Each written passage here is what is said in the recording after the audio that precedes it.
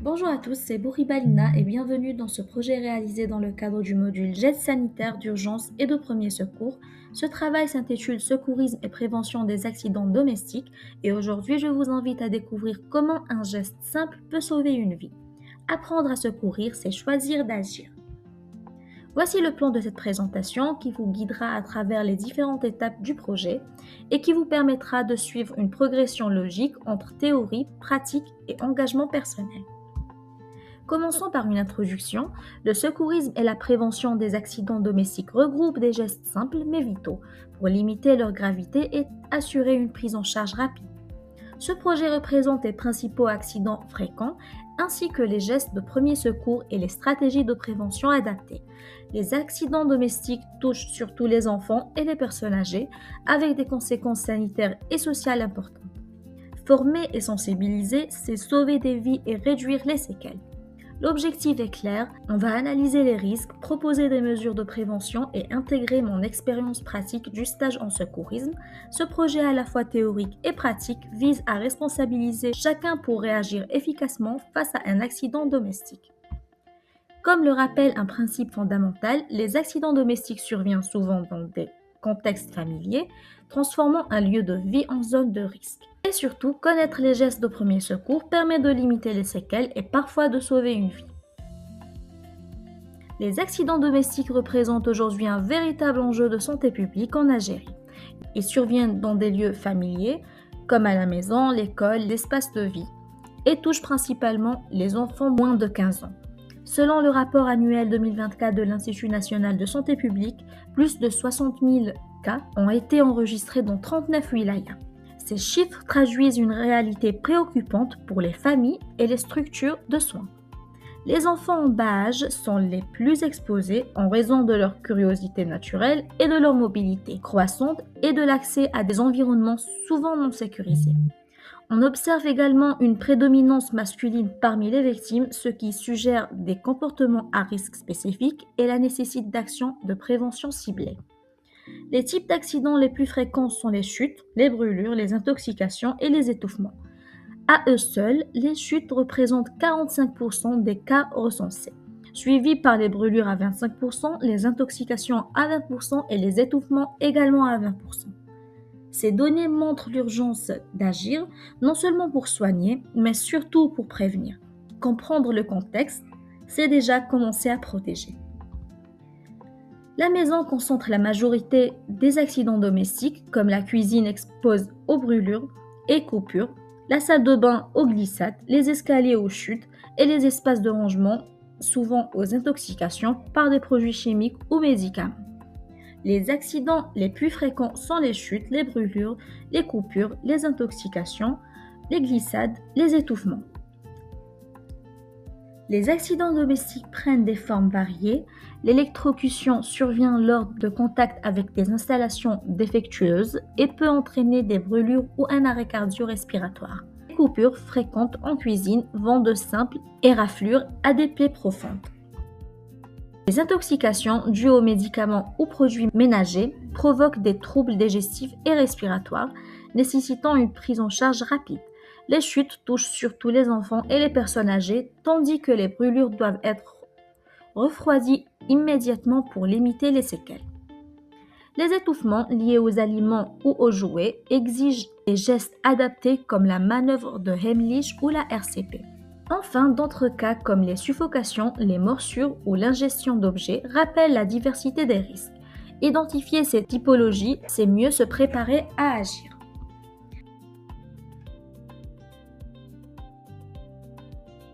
Face à un accident domestique, chaque seconde compte. Les gestes de premier secours permettent de protéger la victime, d'éviter l'aggravation et parfois de sauver une vie. Mais avant d'intervenir, il est essentiel de se protéger soi-même, par exemple couper le courant en cas d'électrocution, éviter le feu ou utiliser des gants si possible. Le sauveteur doit aussi rassurer la victime et rester auprès d'elle jusqu'à l'arrivée des secours. On va voir ça cas par cas. On va commencer par le cas des chutes. En cas de chute, la première étape est de vérifier l'état de conscience et la respiration. En cas de suspicion de fracture ou de traumatisme crânien, il faut immobiliser la victime et ne jamais la déplacer, sauf en cas de danger immédiat.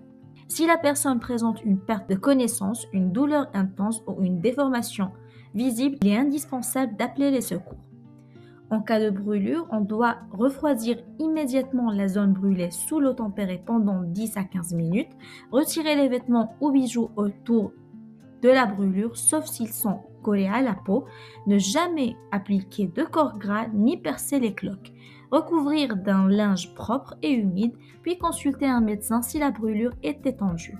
En cas d'électrocution, on doit couper immédiatement le courant avant de toucher la victime, vérifier la respiration et le pouls. En cas d'arrêt cardiaque, débuter la réanimation cardio-pulmonaire et surveiller également les brûlures au point d'entrée et de sortie du courant électrique.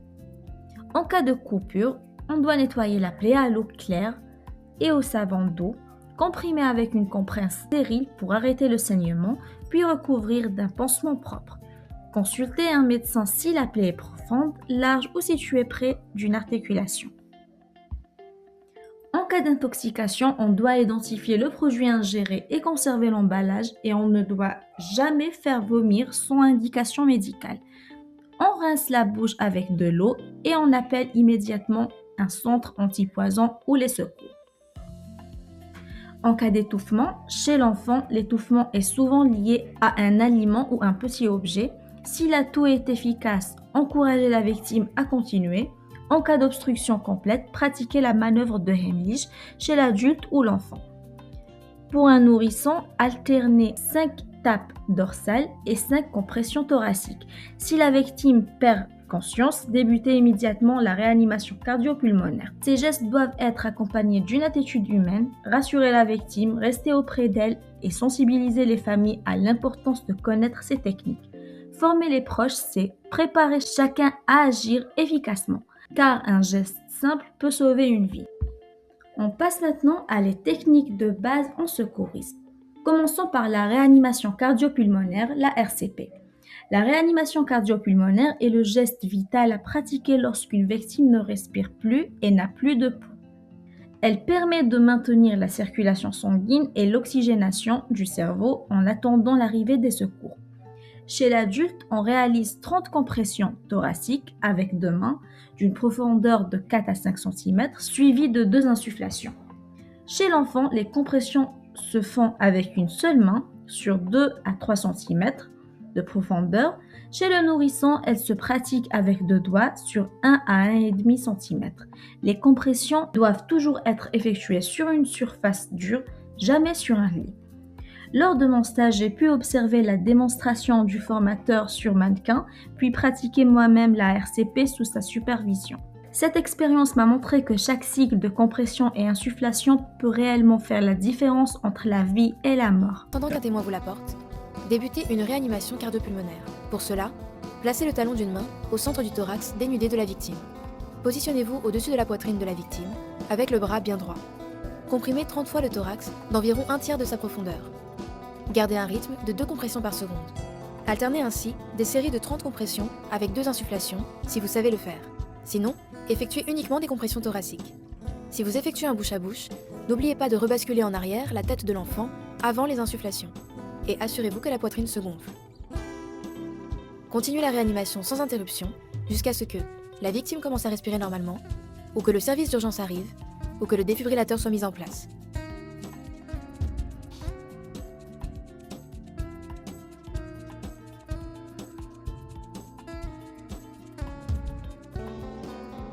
Dans les premières minutes qui suivent un arrêt cardiaque, la victime peut respirer faiblement ou avec des halètements irréguliers et bruyants. C'est ce qu'on appelle des gaspes. Ne confondez pas cela avec une respiration normale. Passons maintenant à la position latérale de sécurité, la PLS. La PLS est utilisée pour une victime inconsciente mais qui respire. Elle permet de maintenir les voies aériennes dégagées et d'éviter l'étouffement par la langue ou par des liquides. Le formateur nous a montré la technique pas à pas, puis j'ai pu la réaliser moi-même sur une victime simulée. Ce geste simple mais essentiel m'a appris l'importance de la précision et du calme dans une situation d'urgence. On va basculer prudemment la tête en arrière. Pour ce faire, on met une main sur le front, une main sous le menton on bascule prudemment la tête en arrière, on va vérifier qu'il n'y a rien dans la bouche, et on va apprécier la respiration en se penchant pour voir l'abdomen se lever et s'abaisser, percevoir le souffle sur sa joue, écouter les bruits du souffle pendant qu'il respire. Ça sur 10 secondes. Lorsque l'on constate qu'il respire à ce moment-là, il va falloir, comme on l'a vu tout à l'heure, le mettre sur le côté. Pour ça, je vais mettre son bras à 90 degrés, l'avant-bras à 90 degrés par rapport au bras. Ensuite, je vais rapprocher les jambes, je vais saisir sa main et la mettre paume contre paume avec ma main pour la mener contre sa joue et son oreille. Je saisis son genou, je le ramène pour amener le pied le plus près possible de la fesse afin d'avoir un grand bras de levier. Je m'écarte et ensuite en appuyant sur le genou, je vais basculer. Une fois que je suis basculé, je vais enlever ma main délicatement sans faire bouger la tête. Je vais venir caler sa jambe à 90 degrés pour qu'il soit stable. J'ouvre la bouche et je vérifie qu'il continue de respirer en mettant ma main sur son abdomen. Voilà, vous avez réussi à mettre une victime en PS. Passons maintenant à l'immobilisation. En cas de fracture, il est important de limiter les mouvements du membre blessé pour éviter d'aggraver les lésions. On peut utiliser une attelle improvisée comme une planche ou un carton rigide afin de stabiliser la zone. Ce geste que nous avons pratiqué en simulation m'a montré qu'avec des moyens simples, on peut protéger efficacement une victime en attendant une prise en charge médicale. Pour les brûlures, il faut refroidir immédiatement la zone atteinte sous de l'eau tempérée, jamais glacée, pendant plusieurs minutes. Cela limite l'extension de la lésion et réduit la douleur. Lors du stage, nous avons insisté sur l'importance de ne jamais appliquer de corps-gras ni percer les cloques, car cela aggrave les séquelles. Passons maintenant aux compressions directes. En cas d'hémorragie, le geste clé est la compression directe. Appuyez fermement sur la plaie avec une compresse ou un linge propre pour stopper le saignement. Ce geste simple peut sauver une vie en attendant les secours. Pour finir, on passe à la désobstruction des voies aériennes. L'étouffement est une urgence vitale. Si la toux est inefficace et que la victime ne peut plus respirer, il faut pratiquer la manœuvre de Heimlich chez l'adulte ou l'enfant. Chez le nourrisson, on alterne 5 tapes dorsales et 5 compressions thoraciques. Lors de mon stage, j'ai pris conscience que ces gestes doivent être appris et répétés, car dans une situation réelle, la panique peut paralyser. Après une série de 5 claques dans le dos inefficaces, vous devez vous placer derrière la victime contre son dos, passer vos bras sous ceux de la victime, pencher la victime vers l'avant, trouver le nombril de la victime et mettre votre poing fermé juste au-dessus. Placez votre seconde main sur la première, tirez franchement en exerçant une pression vers l'arrière et vers le haut, effectuez de 1 à 5 compressions en relâchant entre chacune. Vérifiez entre chaque manœuvre si le corps étranger a été expulsé. Toutes ces techniques qu'on vient de voir ne sont pas seulement des gestes techniques, elles représentent une responsabilité humaine. Avant d'intervenir, il faut toujours assurer sa propre sécurité, rassurer la victime et rester auprès d'elle jusqu'à l'arrivée des secours. Former les familles et les étudiants à ces gestes, c'est préparer chacun à agir efficacement. Passons maintenant au matériel de secours à domicile. Un kit de secours bien équipé à domicile est la première barrière contre la gravité des accidents. Il doit contenir des éléments de protection, de soins, de surveillance et de documentation, afin de réagir efficacement dans toutes les situations. Pour la protection et hygiène, les gants jetables, les masques de protection, le gel hydroalcoolique et les lingettes désinfectantes permettent de protéger le sauveteur et d'éviter les infections. Avant tout geste, l'hygiène est indispensable. Pour les soins des plaies et les brûlures, on a les compresses stériles, les pansements variés, bandes de contention et bandages triangulaires sont essentiels pour traiter les plaies. Pour les produits médicaux, une solution antiseptique ou alcool, du sérum physiologique pour les yeux et les plaies, ainsi qu'une poche de froid instantané. Pour le matériel pratique, on retrouve le thermomètre, des ciseaux à bout rond et une pince à épiler permettant de gérer les petites urgences du quotidien. Pour les urgences graves, la couverture de survie protège contre l'hypothermie, les bandages compressifs arrêtent une hémorragie et une liste des numéros d'urgence doit toujours être accessible. Un carnet avec les antécédents médico-familiaux, allergies ou traitements en cours peut sauver un temps précieux au secours. Pour la documentation, un petit manuel de premier secours et une fiche récapitulative des gestes essentiels comme la PLS, la RCP, les brûlures, les hémorragies permettent de rappeler rapidement les conduites à tenir. Le matériel de surveillance, on retrouve un tensiomètre et un glucomètre qui sont tous dans les foyers où ces risques sont présents.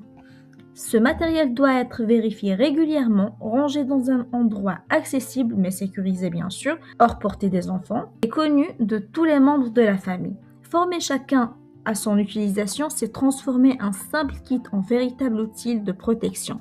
Un kit bien préparé, c'est une maison plus sûre. Passons maintenant à la prévention et l'éducation sanitaire. Elle repose sur des gestes simples mais essentiels.